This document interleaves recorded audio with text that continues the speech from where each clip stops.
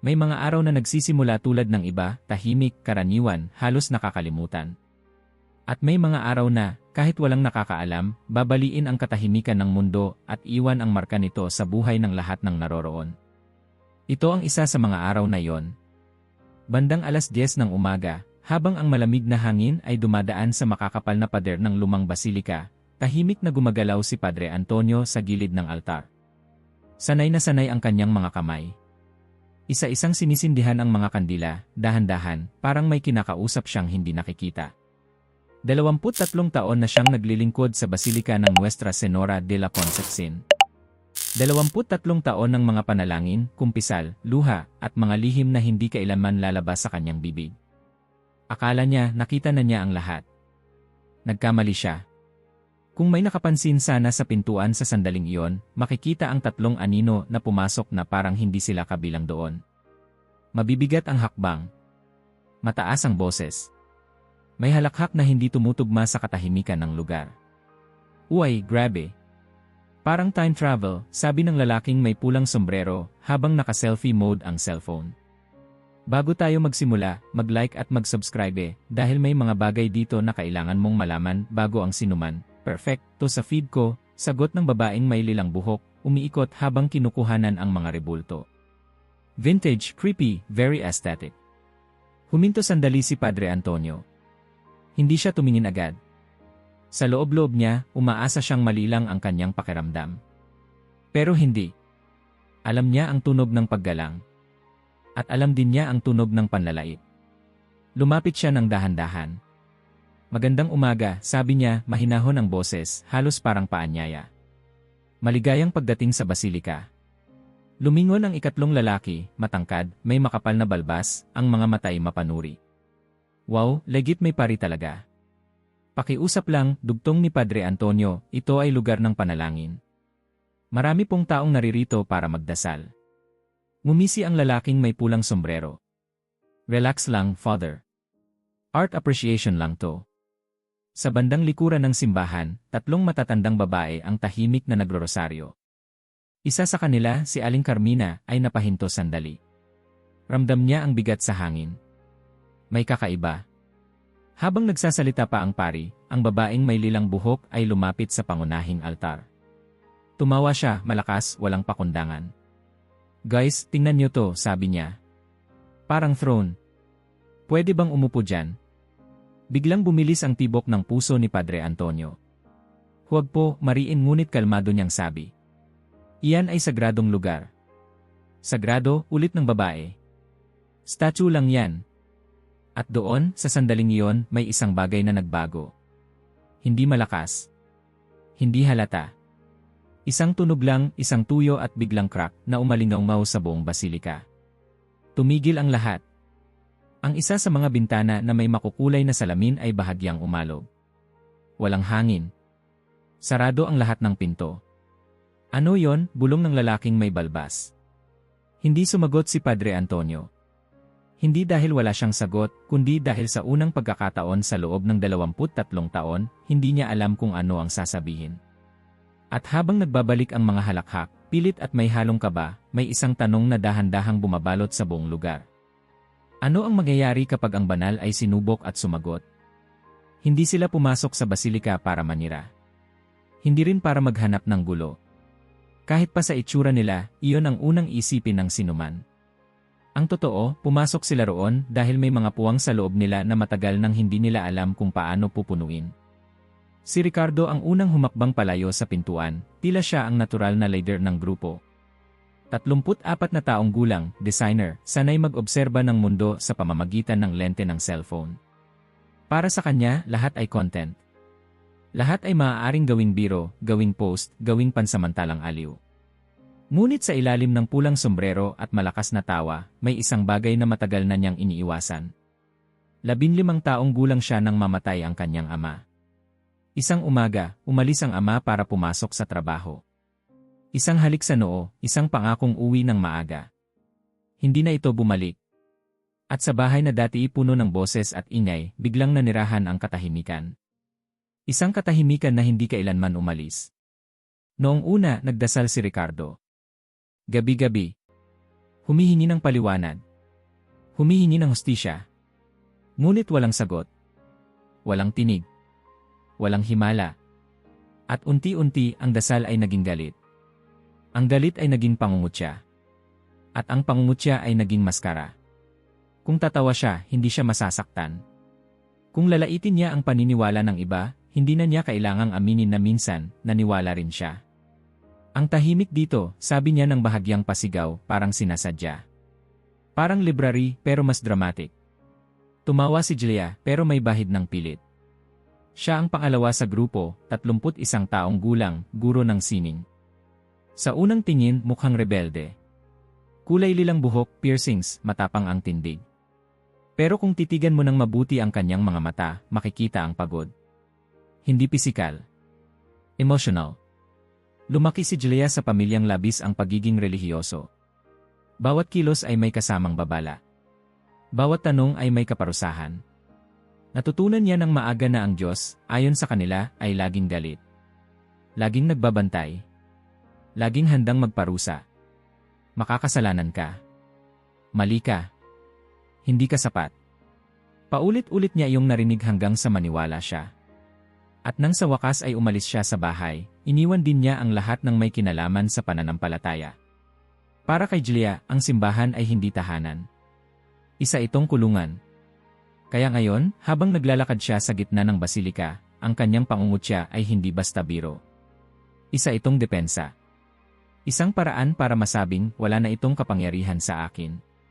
Grabe, ang daming rebulto, sabi niya, kinukuhanan ng litrato ang isa. Parang musom ng guilt.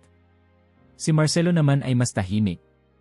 37 taong gulang, mamamahayag, sanay sa mga debate at argumento. Siya ang tipo ng taong may sagot sa lahat. O akala niya. Nag-aral siya ng pilosopiya. Nagbasa ng mga kritiko ng relihiyon. Sa mundo niya, ang pananampalataya ay produkto ng takot at kakulangan sa kaalaman. Para kay Marcelo, ang tao ang gumagawa ng Diyos, hindi kabaligtaran. Ngunit kahit siya, may mga gabi na hindi siya makatulog. Mga gabing kahit lahat ng teorya at lohika ay hindi sapat para patahimikin ang isip. Mga tanong tungkol sa kahulugan, sa kawalan, sa kamatayan. Mga tanong na wala sa mga libro. Interesting ang architecture, sabi niya, sinusuri ang kisame. Halata ang impluensya ng European style. Wow, sagot ni Ricardo. Academic mode ka na naman. Ngumiti si Marcelo pero hindi sumagot. May bahagi sa kanya na unisi. Hindi niya alam kung bakit. Para bang may mali sa eksenang ito pero hindi niya ito maipaliwanag. Habang patuloy silang naglalakad, hindi nila namamalayan na pare-pareho silang papalapit sa altar. Hindi iyon napag-usapan. Walang nag-utos. Parang may hinihila. Si Padre Antonio, mula sa malayo, ay tahimik na nagmamasid. Hindi niya alam ang mga kwento nila. Hindi niya alam ang mga sugat. Ngunit ramdam niya ang bigat na dala nila. Alam niyang ang kawalang galang ay kadalasang sintomas, hindi ugat. Uy, tingnan mo to, sabi ni Ricardo, tumuturo sa altar. Diyan siguro nakaupo ang boss. Ricardo, saway ni Marcelo, mahina pero may diin. Baka sobra na. Sobra saan? Sagot ni Ricardo. Statue lang naman. Huminto si Julia. Tumingin siya sa imahe sa gitna ng altar. Sa unang pagkakataon mula nang pumasok sila, hindi siya tumawa. May kung anong gumalaw sa loob niya. Isang alaala. Isang pakiramdam na pilit niyang tinatabunan. Alam niyo, sabi niya, pilit na casual ang tono, minsan naniniwala rin ako sa mga ganito. Nagkatinginan ang dalawa. Talaga? Tanong ni Ricardo, kalahating biro, kalahating gulat. Sagot niya. At nasaktan ako dahil doon. Tahimik sandali ang grupo. Ngunit ang katahimikan ay hindi tumagal. Masyadong delikado para manatili roon. Kaya tinawanan nila ito. Tinabunan. Inilayo ang sarili sa posibilidad na maramdaman ulit ang sakit. Guys, sabi ni Ricardo, muling naglalakas loob. Gawin natin to, isang picture lang. Sa altar. Alam nilang bawal. Ramdam nila ang hangganan. Ngunit minsan, ang paglabag ay parang patunay na may kontrol ka pa. At sa sandaling iyon, sabay-sabay silang gumawa ng desisyon. Lumampas sila. May hangganan ang bawat lugar. May mga linyang hindi kailangang iguhit dahil kusa itong nararamdaman. Sa basilika, ang hangganang iyon ay tahimik, ngunit malinaw para sa mga pusong handang makinig. Hindi handa ang tatlong bisita. Habang papalapit sila sa altar, tila bumabagal ang oras. Ang tunog ng kanilang mga hakbang ay mas malakas kaysa dapat. Bawat yabag ay umaalingaw-ngaw sa kisam, paulit-ulit, parang may bumabalik na tanong na walang sagot. Napahinto si Padre Antonio sa kanyang ginagawa. Ramdam niya ang pag-igting sa hangin. Hindi ito galit. Hindi rin takot. Isa itong mabigat na pakiramdam na parang may paparating na bagyo, kahit malinaw ang langit. Lumapit siya muli, mas mabilis ngayon, ngunit hindi pa rin nagmamadali. Ang boses niya ay kalmado, ngunit mas may bigat. Mga anak, sabi niya, hindi bilang pari lamang kundi bilang tao. Pakiusap. Huwag na tayong umabot doon. Huminto si Ricardo sa unang baitang ng altar. Tumingin siya sa pari, may bahagyang iritasyon sa mukha. Father, relax, sabi niya. Wala naman kaming sinisirang kahit ano. Hindi lahat ng pagkasira ay nakikita, sagot ni Padre Antonio, diretso ngunit hindi mapanghusga. Si Marcelo ay napalunok. May bahagi sa kanya na gustong umatras, gustong sabihin tama na. Ngunit ang isa pang bahagi niya, mas malakas, ay ayaw magpakita ng pag-aalinlangan. Technically, singit niya, pilit na kontrolado ang boses, walang scientific basis ang konsepto ng sagrado. Cultural construct lang yan. Hindi sumagot agad ang pari. Tumingin siya kay Marcelo, hindi bilang kalaban sa argumento, kundi bilang isang lalaking naghahanap ng kasiguruhan. Maraming bagay sa mundo ang walang scientific basis, sagot niya sa wakas. Pero ramdam natin ang epekto. Samantala, sa likuran ng simbahan, mas lalong humigpit ang hawak ni Aling Carmina sa kanyang rosaryo. Hindi siya marunong magpaliwanag ng pilosopiya. Hindi niya alam ang mga teorya. Ngunit alam niya ang pakiramdam ng mali. Panginoon, bulong niya, halos hindi marinig, maawa po kayo. Ang dalawang babaeng kasama niya ay napatingin sa altar. Isa sa kanila ang tumayo, tila gustong lumapit, ngunit natigil. Parang may pumipigil.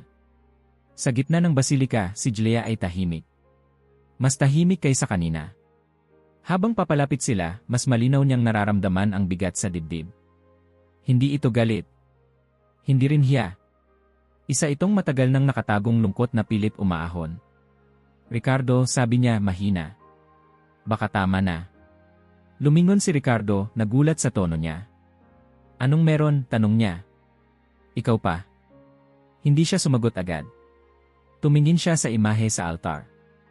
Sa unang pagkakataon, hindi niya ito tiningnan bilang simbolo ng opresyon, kundi bilang isang ina. At ang ideyang iyon ang lalong nakapagpagulo sa kanya. Wala, sagot niya sa wakas, sabay pilit ng ngiti. Go lang. Isang kandila sa gilid ng altar ang biglang kumislap kahit walang hangin.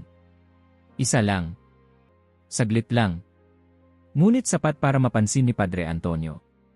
Napahinto siya. Hindi niya alam kung bakit, pero biglang bumilis ang tibok ng kanyang puso. Parang may dumaan na malamig na alon sa kanyang likod. Hindi ito tama, bulong niya sa sarili. Si Ricardo ay umakyat sa ikalawang baitang. Uy, Marcelo, kuha ka dito, sabi niya, binubuksan ang kamera. Ito na yung angle. Ricardo, ulit ng pari, mas mariin na ngayon, huling pakiusap. May sandaling nagtagpo ang kanilang mga mata. Sa sandaling iyon, may kung anong kumurap sa loob ni Ricardo. Isang alaala ng batang siya, nakaluhod sa simbahan, nagdarasal para sa ama. Ngunit mabilis niya itong tinabunan. Isang picture lang, sagot niya. Promise. Sa likuran, may isang matinis na tunog ng paghinga. Ang isa sa matatandang babae ay napaupo, parang nahilo. Ang hangin ay tila mas mabigat. Mas mainit. O baka mas malamig. Mahirap sabihin. Si Marcelo ay nakaramdam ng kakaiba sa tenga niya, parang may bahagyang ugong. Sinubukan niyang i-ignore. Okay, sabi niya sa sarili. Overactive imagination. Ngunit nang ilapat ni Ricardo ang kamay niya sa gilid ng altar, may isang bagay na nagbago. Hindi agad. Walang liwanag. Walang malakas na tunog. Isang banayad na panginginig lamang na dumaan sa sahig, paakyat sa mga pader hanggang sa mga bintana. At sa gitna ng katahimikan, isang mababang tunog ang umalingaw-ngaw, hindi sapat para matukoy kung saan nanggaling, ngunit sapat para maramdaman ng lahat. Tumigil ang oras. Lahat ay napatingin sa paligid. At sa sandaling iyon, alam nilang may nagbago na sa loob ng basilika. Hindi pa nila alam kung ano. Pero alam nilang hindi na ito basta lugar lamang. Sa una, walang sumigaw. Walang tumakbo. Walang agad na tumugon. Parang sabay-sabay na pinigil ng lahat ang kanilang paghinga, na para bang may isang hindi nakikitang kamay na humawak sa buong basilika at sinabing, sandali lang. Si Ricardo ang unang gumalaw. Hindi dahil sa tapang, kundi dahil ayaw niyang aminin ang nararamdaman niyang kaba. Okay, sabi niya, pilit na tumatawa. Narinig niyo rin yon, di ba? Lumang building lang. Natural lang yan. Ngunit kahit siya, hindi makatingin diretsyo sa altar. Si Marcelo ay napakunot noo. Ang ugong sa kanyang tenga ay bumalik, mas malinaw ngayon, parang mababang alon na paulit-ulit. Sinubukan niyang humanap ng lohikal na paliwanag, mabilis, desperado. Structural vibration, bulong niya sa sarili. Thermal expansion. Possible. Pero bakit parang ramdam niya ito sa dibdib? Si Julia ay hindi na gumagalaw. Nakatayo siya sa isang baitang pababa, ang mga kamay bahagyang nanginginig. May kung anong umaakyat sa lalamunan niya, hindi luha, hindi takot, kundi isang pakiramdam na matagal na niyang tinatago. May mali, sabi niya, halos pabulong. Hindi ganito ang pakiramdam kapag wala lang. Si Padre Antonio ay hindi na rin gumagalaw. Nakatayo siya ilang metro mula sa altar, ang mga matay nakatutok sa espasyong tila mas mabigat kaysa sa iba. Hindi niya alam kung paano ipapaliwanag ang biglang pag-init ng kanyang mga palad o ang paninikip ng dibdib na hindi dulot ng takot. Ito ang pakiramdam na naramdaman niya minsan pa lamang noon, maraming taon na ang nakalipas, sa isang gabi ng panalangin na hindi niya kailanman nakwento kahit kanino. Isang presensya. Hindi bigla. Hindi marahas. Dahan-dahan. Parang paglapit ng isang taong ayaw manakot pero ayaw ring baliwalain. Ang isang ilaw sa gilid ng basilika ay bahagyang kumurap. Isa lang. Okay, nakita niyo yon, di ba? Sabi ni Ricardo, mas mabilis na ngayon ang pagsasalita. Electrical problem lang yan. Isa pang ilaw ang kumurap. Tapos isa pa. Hindi random. Hindi sabog. May ritmo. Parang tibok. Sa likuran may marahang hikbi. Isa sa matatandang babae ang napaupo sa bangko, hawak ang dibdib. Jess, bulong niya, nanginginig ang boses. Ang hangin sa loob ng basilika ay nagbago. Hindi ito hangin na gumagalaw, kundi hangin na parang dumidikit sa balat. Mabigat. Makapal. Parang bawat paghinga ay may kasamang bigat. Si Marcelo ay napaatras ng isang hakbang. Hindi ganito ang electrical failure, sabi niya, mas para sa sarili kaysa sa iba. Hindi ganito. Si Ricardo ay tuluyang ibinaba ang cellphone. Sa unang pagkakataon mula nang pumasok sila, hindi niya iniisip ang kamera. Hindi niya iniisip ang post may mas mahalaga nang nangyayari at wala siyang kontrol. Father, sabi niya, pilit na matatag ang boses, ano to? Tumingin si Padre Antonio sa kanya. At sa sandaling iyon, nakita ni Ricardo ang isang bagay na hindi niya inaasahan, hindi takot sa mata ng pari. Paggalang. At pagkamangha. Huwag kayong gagalaw, sabi ni Padre Antonio, mabagal ngunit malinaw. Manatili lang kayo. Bakit? Tanong ni Julia, ang boses ay basag. Anong nangyayari? Bago pa siya masagot, may isang bagay na nagbago sa gitna ng altar. Hindi ilaw. Hindi apoy. Isang banayad na liwanag na parang nagmumula sa loob ng kahoy mismo. Hindi ito maliwanag. Hindi rin nakasisilaw. Isa itong malamlam na bughaw na glow, halos parang paghinga. Hindi pwede, bulong ni Marcelo. Projection ba yan? May device ba rito? Lumapit siya ng bahagya, sinisipat ang paligid. Wala. Walang kable. Walang ilaw na pinanggagalingan. Ang liwanag ay lumalakas. Si Julia ay napaupo sa sahig ng hindi namamalayan. Ang mga luha ay kusang tumulo, walang dahilan na kaya niyang ipaliwanag. Hindi ako handa, bulong niya. Hindi ako handa para dito. Si Ricardo ay napaatras, halos matapilok. Ang dibdib niya ay masikip, parang may pumipisil mula sa loob. Hindi ako naniniwala, sabi niya, nanginginig ang boses. Hindi ako naniniwala.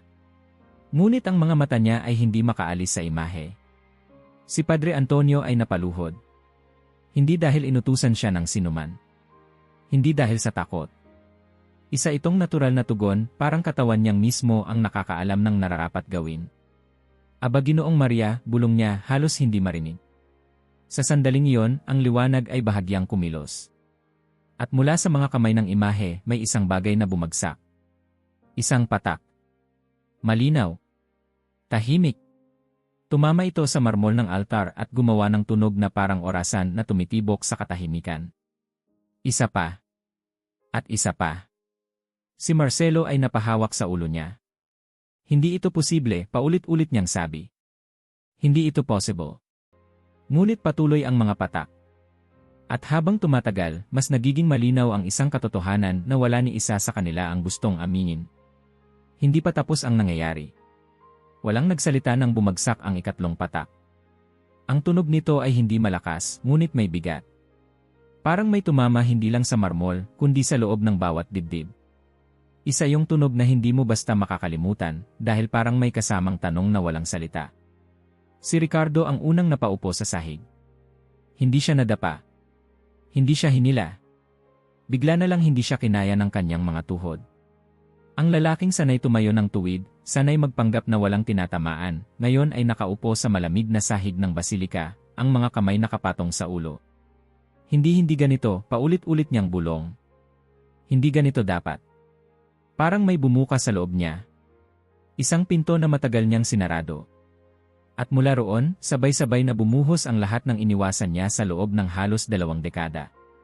Ang ospital. Ang amoy ng disinfectant. Ang malamig na kamay ng ama niya sa huling sandali. Ang dasal na hindi nasagot.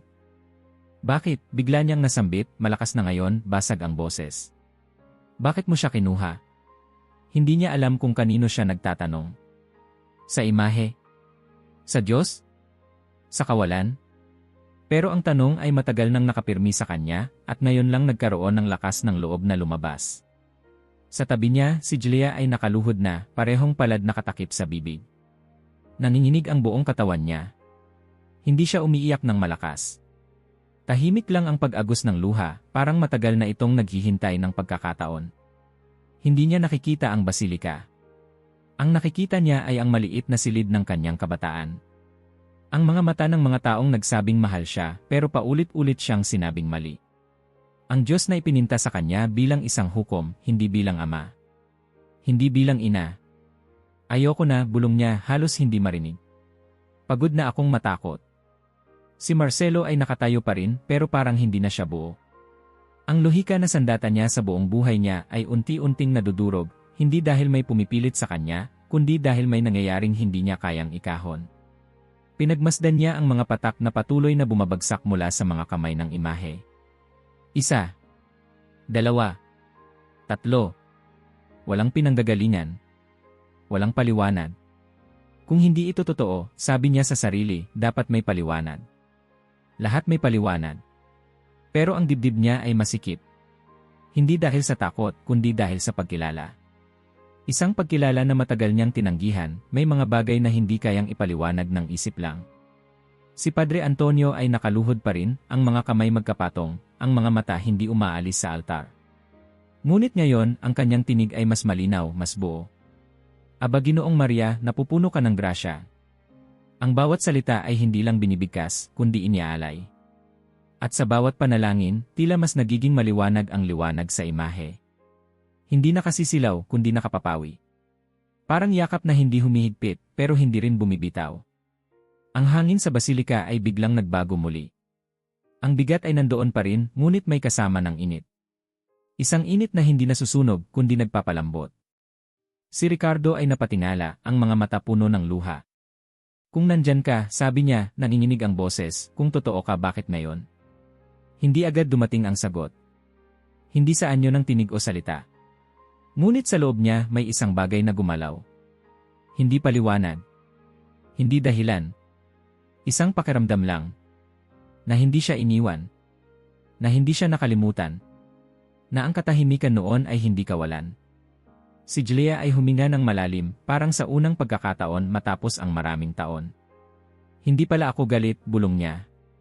Nasaktan lang. At sa pagkilalang iyon, parang may nabunot sa dibdib niya. Ang galit na ginamit niyang kalasag ay unti-unting bumitaw. Si Marcelo ay tuluyang umupo sa bangko, hawak ang ulo. Hindi siya umiiyak. Ngunit ang kanyang mga mata ay mapula. Kung mali ako, sabi niya sa sarili, ano pa ang mali kong pinanghawakan? Hindi iyon tanong na may kasamang takot. Isa yung tanong na may kasamang posibilidad. Ang mga patak ay patuloy na bumabagsak. Hindi bumibilis. Hindi bumabagal. Parang may sariling oras. Parang sinasabi, manatili kayo sandali. Si Padre Antonio ay tumayo, dahan-dahan, parang ayaw gambalain ang anumang naroon. Lumapit siya sa tatlo, hindi bilang tagapagpaliwanag, kundi bilang kasama. Huwag kayong matakot, sabi niya mahinahon. Hindi ito galit. Hindi ito parusa. Tumingin si Ricardo sa kanya, ang mga mata puno ng tanong. Kung hindi parusa, sabi niya, ano to? Isang saglit na katahimikan. Pagkatapos, umiti ng bahagya ang pari. Hindi ngiting may sagot sa lahat. Ngiting may tiwala. Paanyaya, sagot niya. Isang paanyaya na huminto, makinig, at aminin ang mga sugat na matagal nating tinatakbuhan. Ang liwanag ay umabot sa pinakamalinaw nitong anyo. Ang mga patak ay patuloy pa rin. At sa sandaling iyon, malinaw sa lahat ng naroon, natanggap na nila ang ipinangako mula sa simula. Ngunit may mas malaking tanong na ngayon ay hindi na maiiwasan. Pagkatapos nito paano na? Hindi agad nawala ang liwanag. Hindi rin biglang huminto ang mga patak. Ngunit dahan-dahan, halos parang may paggalang sa sandaling iyon, ang lahat ay nagsimulang humupa. Isa-isa. Ang bughaw na ningning ay unti-unting naglaho, parang hininga na marahang inilalabas. Ang mga patak ay tumigil, hindi sa gitna, kundi matapos ang huli, na para bang may sadyang bilang. Ang hangin sa loob ng basilika ay gumaan, pero ang katahimikan ay nanatili. Hindi na ito mabigat. Isa na itong katahimikang puno ng kahulugan. Walang pumalakpak. Walang nagsalita agad. Parang lahat ay natatakot na kung magsasalita sila, mawawala ang kung anong natira. Si Padre Antonio ang unang kumilos. Lumapit siya sa altar, dahan-dahan, parang bawat hakbang ay dasal. Kinuha niya ang isang puting tela at marahang pinunasan ang marmol. Nang hinaplos niya ang isang patak na naiwan, napahinto siya sandali. Mainit. Hindi malamig. Hindi rin normal. Mainit na parang may buhay. Napapikit siya. Salamat, bulong niya, hindi niya alam kung kanino eksakto niya yon sinasabi. Sa likuran, ang tatlong matatandang babae ay tahimik na umiiyak. Hindi na takot ang kanilang luha. Pasasalamat. Pagpapatunay na ang panalangin, kahit tahimik, ay may nararating. Si Ricardo ay nanatiling nakaupo sa sahig, nakasandal sa bangko. Para siyang galing sa isang mahabang biyahe na hindi niya alam na pinasukan niya. Mabagal ang paghinga. Pagod ang katawan. Ngunit may kakaibang gaan sa dibdib. Tama ba to? Tanong niya kay Padre Antonio, ang boses paos. Pakiramdam ko parang may nawala sa loob ko. Pero parang may kulang pa rin. Umupo ang pari sa tabi niya. Hindi sa bangko kundi sa sahig. Pantay sila ngayon. Walang taas. Walang baba. Hindi lahat ng sugat ay gumagaling sa isang araw, sagot niya. Minsan, ang unang himala ay ang aminin na may sugat. Tumango si Ricardo. Napatawa siya ng mahina, mapait ngunit totoo. Akala ko okay na ako, sabi niya.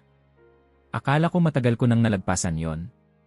Pero kanina parang bumalik ako sa 15 taong gulang na ako ulit. Hindi siya pinutol ng pari. Hinayaan lang siyang magsalita. Galit ako, dugtong ni Ricardo. Hindi sa simbahan. Hindi sa mga tao. Sa kanya. Itinuro niya pa itaas, hindi bilang panlalait, kundi pag-amin.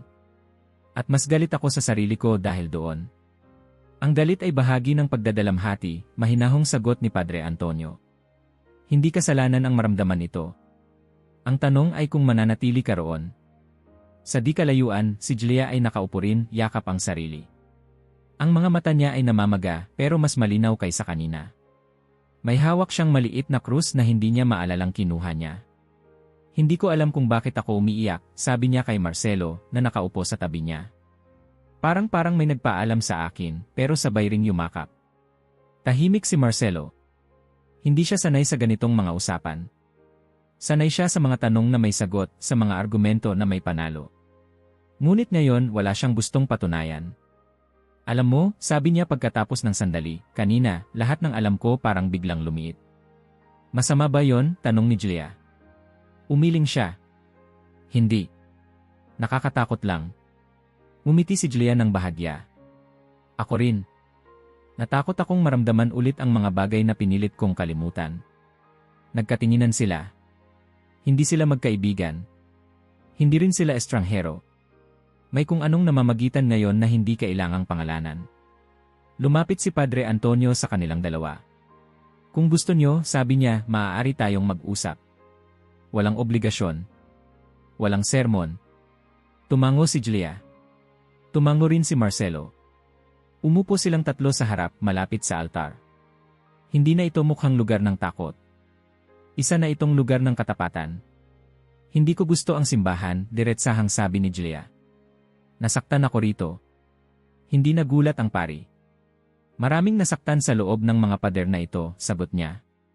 At maraming nasaktan sa labas. Ang Diyos ay hindi laging kinakatawan ng tama ng mga tao. Pero paano ko paghihiwalayin, tanong niya. Ang Diyos sa sakit. Hindi mo kailangang gawin yun ngayon, sagot niya. Minsan, sapat na ang aminin na pareho silang umiiral. Si Marcelo ay huminga ng malalim. Ako, sabi niya, ginugol ko ang buhay ko sa pagpapatunay na hindi ito totoo. At ngayon hindi ko alam kung ano ang gagawin ko sa nakita ko. Ngumiti si Padre Antonio, bahagya lamang. Hindi ka hinihinga ng sagot, sabi niya. Hindi rin ng paniniwala. Ang hinihingi lang ay pagiging bukas. Muling bumalik ang katahimikan. Ngunit ngayon, hindi na ito nakakatakot. Sa labas, ang araw ay nagsisimulang lumubog. Ang mga kulay ng vitral ay nagbago, naging ginto at pula. Ang basilika ay parang humihinga kasama nila. Tumayo si Ricardo, mas tuwid ngayon. Father, sabi niya, pwede ba kaming manatili sandali pa? Ang tahanan, sagot ng pari, ay hindi nagsasara sa mga naghahanap. Habang sila'y nananatili roon, malinaw sa lahat ang isang bagay. Ang nangyari kanina ay hindi wakas. Isa lamang itong simula. At ang pagbabago, tulad ng paggaling, ay hindi dumarating ng biglaan. Hindi kinabukasan nagbago ang lahat. Walang nagising na may bagong buhay, bagong sagot, o bigla ang kapayapaan. Walang himalang mabilis. Ang umaga matapos ang gabing iyon ay dumating tulad ng lahat ng umaga, may liwanag, may ingay, may mga problemang hindi kusang nawawala. Ngunit may isang bagay na tahimik na nagbago. At hindi iyon ang simbahan. Si Ricardo ang unang umalis sa basilika kinabukasan. Bumalik siya sa lungsod, sa kanyang maliit na apartment na puno ng mga screen, draft ng design, at katahimikan. Dati, ang katahimikang iyon ay parang kaibigan. Ngayon, iba na ang pakiramdam. Umupo siya sa harap ng computer, binuksan ang isang lumang folder ng mga larawan. Hindi niya alam kung bakit. Hanggang sa makita niya ang isang litrato, siya at ang ama niya, magkatabi, parehong nakangiti, parehong pawis matapos ang isang mahabang lakad. Matagal niya iyong hindi binubuksan. Hindi pala kita kinamumuhian, bulong niya sa sarili. Namimiss lang pala kita. Hindi siya umiyak. Hindi rin siya nagdasal. Ngunit sa unang pagkakataon, hindi rin siya nagbiro. Hinayaan lang niyang manatili ang pakiramdam. Makalipas ang ilang araw, bumalik siya sa basilika. Hindi para sa misa. Hindi para sa sagot. Umupo lang siya sa likuran, tahimik. Walang cellphone. Walang litrato. Nakita siya ni Padre Antonio mula sa malayo, ngunit hindi lumapit agad. Alam niyang may mga sandaling hindi dapat gambalain. Si Julia naman ay bumalik sa kanyang klase. Mga estudyanteng may sariling kwento, sariling galit, sariling tanong. Dati, tinuturuan niya sila ng sining bilang paraan ng pagpapalaya. Ngayon, may bago siyang nadagdag, pakikinig. Isang araw, isang estudyante ang nagtanong, "Ma'am, naniniwala po ba kayo sa Diyos?" Tumigil siya. Dati, mabilis ang sagot niya. Mapait. Mapangutya. Ngayon, umiti siya ng bahagya. Sinasubukan ko ulit makinig, sagot niya. Hindi niya sinabing. Hindi rin hindi. Ngunit sa unang pagkakataon, hindi niya ikinahiya ang hindi sigurado. Minsan, dumaan siya sa basilika. Hindi para pumasok agad. Umupo siya sa labas, sa mga hagdan. Pinanood ang mga taong pumapasok, may dalang pag-asa, may dalang galit, may dalang wala. Hindi pala ako nag-iisa, sabi niya sa sarili. Si Marcelo ang pinakahuli. Hindi siya agad bumalik. Sa halip nagbasa siya. Hindi para patunayan ang sarili, kundi para magtanong. Binasa niya ang mga pilosopo na dati niyang hinahangaan, at ngayon, binasa rin niya ang mga tinig na dati niyang binabaliwala. Isang gabi, nakaupo siya sa kanyang mesa, nagsusulat. Hindi artikulo. Hindi opinyon. Isang tanong.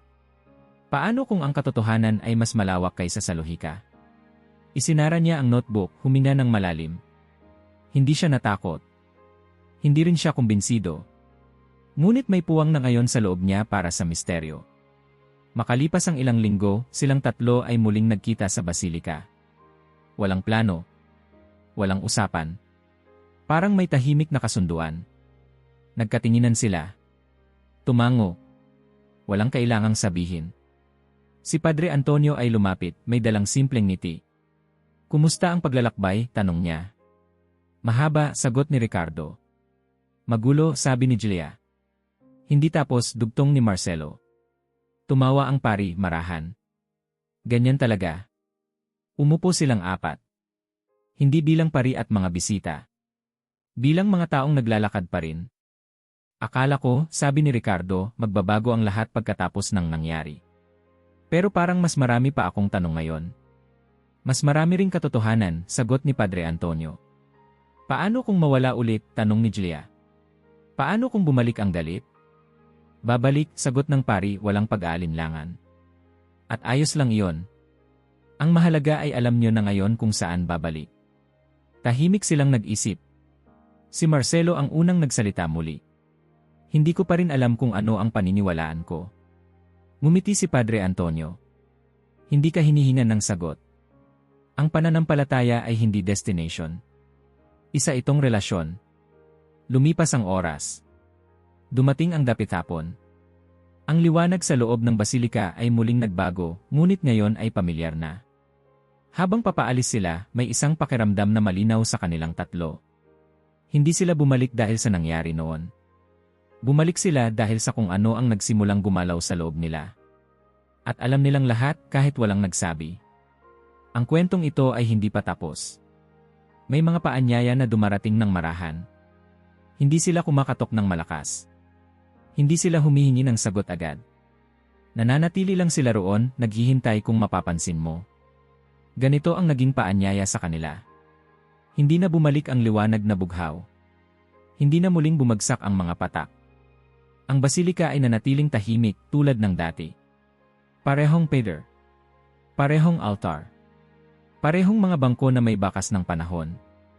Ngunit para kina Ricardo, Julia, at Marcelo, hindi na ito parehong lugar. Isang hapon, bumalik si Ricardo mag-isa. Hindi niya alam kung bakit. Wala siyang planong dasal. Wala siyang hinahabol na pakiramdam. Naupo lang siya sa gitna, ang mga kamay nakapatong sa tuhod, ang tingin nakatuon sa altar. Hindi ko pa rin alam kung naniniwala na ako, bulong niya, hindi sigurado kung may nakikinig. Pero hindi na rin ako galit. Tahimik ang sagot. Ngunit sapat na yon. Sa labas ng basilika, si Julia ay nakatayo sa hagdan, pinagmamasdan ang mga taong pumapasok at lumalabas. May batang hawak ang kamay ng ina. May matandang dahan-dahang naglalakad. May lalaking tila may dinadalang mabigat sa balikat. Napangiti siya. Kung may isang bagay akong natutunan, sabi niya sa sarili, iyon ay hindi lahat ng sugat ay kailangang itago. Hindi niya binura ang kanyang nakaraan. Hindi rin niya tinakasan ito. Natutunan lang niyang huwag hayaan itong magsalita para sa kanya. Si Marcelo naman ay bumalik sa kanyang mesa, nagsusulat muli. Hindi na para magpaliwanag ng mundo. Para magtanong. Para magbukas ng espasyo. Isinulat niya. May mga bagay na hindi natin kayang patunayan, ngunit kaya nating maramdaman. At minsan, sapat na yon para magsimula. Hindi niya alam kung saan hahantong ang mga tanong na yon. Ngunit hindi na rin niya kailangang malaman agad. Sa basilika, patuloy ang araw-araw na buhay. May mga misa. May mga kandila. May mga dasal na pabulong at mga luha na hindi pinapansin ng iba. Si Padre Antonio ay nandoon pa rin tulad ng dati. Hindi siya nagbago bilang tao. Hindi siya naging bayani. Hindi rin siya naging tagapagsalaysay ng himala. Isa lamang siyang saksi. Minsan, may mga taong nagtatanong sa kanya, "Father, ano po ba talaga ang nangyari noon?" Ngumingiti lang siya. May mga pusong handang makinig, sagot niya. At may paanyayang tinanggap. Wala siyang idinadagdag. Dahil alam niyang ang mahalaga ay hindi ang nangyari, kundi ang patuloy na nangyayari. Ang sagrado, natutunan nilang lahat, ay hindi sumisigaw. Hindi ito namimilit. Hindi ito nananakot. Tumatawag lamang ito. At ikaw? Kung ikaw ang nandoon sa araw na yon, ano ang gagawin mo? Tatawa ka ba? Lalayo? O mananatili sandali, kahit hindi sigurado? Hindi lahat ng paanyaya ay kailangang sagutin agad. Ngunit ang tanong ay palaging mananatili. Kapag may kumatok sa loob mo, makikinig ka ba? Ang kwentong ito ay hindi tungkol sa isang basilika. Hindi rin tungkol sa isang tanda. Tungkol ito sa sandaling huminto ang isang tao at piniling maging tapat sa sariling sugat. At marahil ito rin ay tungkol sa iyo. Kung naramdaman mong may gumalaw sa loob mo habang nakikinig, huwag mo iyong baliwalain. Manatili ka. Magtanong. Makinig. At kung gusto mong ipagpatuloy ang paglalakbay na ito, ang paglalakbay sa mga kwentong humahamon sa ating mga kasiguruhan at bumubukas ng mas malalim na tanong, samahan mo kami.